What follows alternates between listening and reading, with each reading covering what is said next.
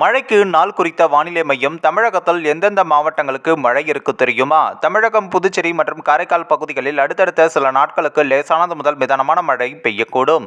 இது தொடர்பாக சென்னை வானிலை ஆய்வு மையம் வெளியிட்டுள்ள அறிவிப்பில், கிழக்கு திசை காற்றின் வேக மாறுபாடு காரணமாக இன்று தென் தமிழகத்தில் ஒரு சில இடங்களிலும், வட தமிழகத்தில் ஓரிரு இடங்களிலும், புதுவை மற்றும் காரைக்கால் பகுதிகளிலும் லேசானது முதல் மிதமான மழை பெய்யக்கூடும் என்றும் தெரிவிக்கப்பட்டுள்ளது. 16 மற்றும் 17ஆம் தேதிகளில் தமிழகத்தில் ஓரிரு இடங்களிலும், புதுவை மற்றும் காரைக்கால் பகுதிகளிலும் லேசானது முதல் மிதமான மழை பெய்யக்கூடும்.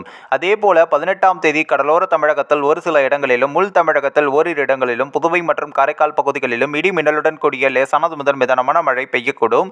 தஞ்சாவூர், திருவாரூர், நாகப்பட்டினம், மயிலாடுதுறை, புதுக்கோட்டை மற்றும் ராமநாதபுரம் மாவட்டங்களில் ஓரிரு இடங்களில், காரைக்கால் பகுதிகளில் கனமழை பெய்யவும் வாய்ப்புள்ளது.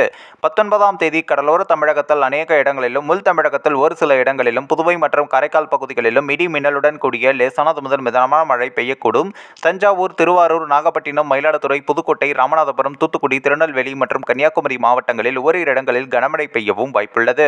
20ஆம் தேதி தென் தமிழகத்தில் ஒரு சில இடங்களிலும், வட தமிழகத்தில் ஓரிரு இடங்களிலும், புதுவை மற்றும் காரைக்கால் பகுதிகளிலும் லேசானது முதல் மிதமான மழை பெய்யக்கூடும்.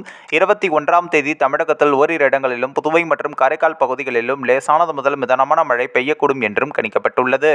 சென்னை மற்றும் புறநகர் பகுதிகளில் நாளை வானம் ஓரளவு மேகமூட்டத்துடன் காணப்படும். நகரின் ஒரு சில பகுதிகளில் லேசானது முதல் மிதமான மழை பெய்யக்கூடும். அதிகபட்ச வெப்பநிலை 30 - 31 டிகிரி செல்சியஸை ஒட்டியும், குறைந்தபட்ச வெப்பநிலை 23 டிகிரி செல்சியஸை ஒட்டியும் இருக்கக்கூடும் என்று வானிலை மையம் தெரிவித்துள்ளது. இன்று மற்றும் நாளை தென் தமிழக கடலோர பகுதிகள், குமரி கடல் மற்றும் அதனை ஒட்டிய மன்னார் வளைகுடா பகுதிகளில் சூறாவளி காற்று மணிக்கு 35 முதல் 45 கிலோமீட்டர் வேகத்திலும், இடையிடையே 55 கிலோமீட்டர் வேகத்திலும் வீசக்கூடும் என்று மேற்குறிப்பிட்ட நாட்களில் மீனவர்கள் இப்பகுதிக்கு கடலுக்குள் செல்ல வேண்டாம் என்றும் அறிவுறுத்தப்பட்டுள்ளனர். இந்த ஒரு வீடியோ குறித்து உங்களுடைய கருத்துக்களை நீங்க மறக்காம கமெண்ட்ஸ்ல சொல்லுங்க. நம்ம ஏஷியா நெட் நியூஸ் தமிழும் தொடர்ந்து ஃபாலோ பண்ணுங்க.